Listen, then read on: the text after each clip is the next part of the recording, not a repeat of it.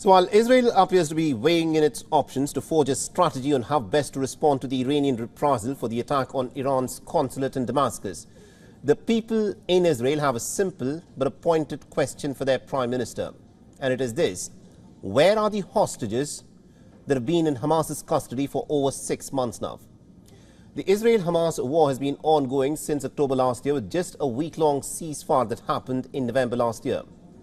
And now the Qatari Prime Minister has said that negotiations that are going on to secure a ceasefire and also to return the hostages have hit a huge pause. He's further said that there are limits to the role that a mediating nation can play if the two parties in the conflict, here that is Israel and Hamas, are not willing to compromise and reach common ground.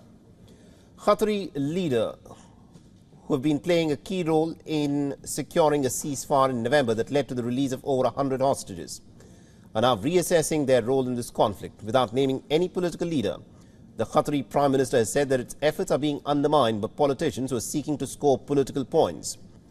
He also said that the ongoing mediation attempts are being misused for narrow political interests. The Qatar's premier has been accused by some US lawmakers of favoring Hamas, an allegation that Qatar has flatly denied. Over 100 hostages are still in Hamas's custody in Gaza. Hamas says that it wants a complete withdrawal of all Israeli troops, and it also wants a permanent ceasefire. But Israel has refused to cede in to any of these demands, and it is only offering a military pause and not a permanent ceasefire. We are committed to it from this humanitarian point of view. But there are also limits to the role and limits to the ability to which we can contribute to these negotiations in a constructive manner. The state of Qatar will make the right decision at the right time. Thank you. The ceasefire discussions that have been mediated by Qatar and Egypt are being held against the backdrop of a humanitarian catastrophe that is unfolding in the Gaza Strip because of the Israeli offensive. The Palestinians are suffering severe shortages of food, medicine and other essential supplies in the besieged strip.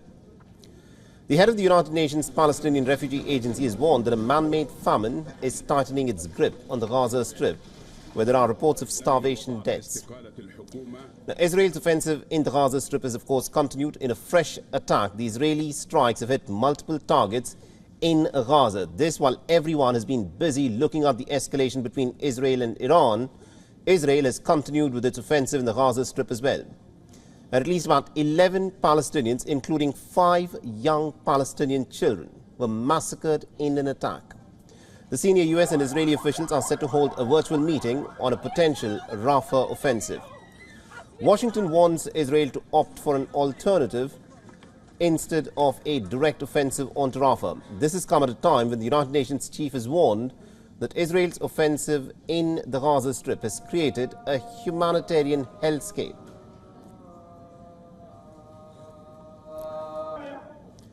Now, WION's correspondent from Israel, Jody Cohen, has sent us this report. Listen in to what she has to say.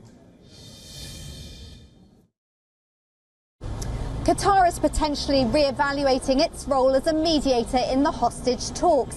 That's after Israel and some US lawmakers criticised Qatar, where Hamas's top leaders live, saying Qatar should put more pressure on Hamas to agree to a deal.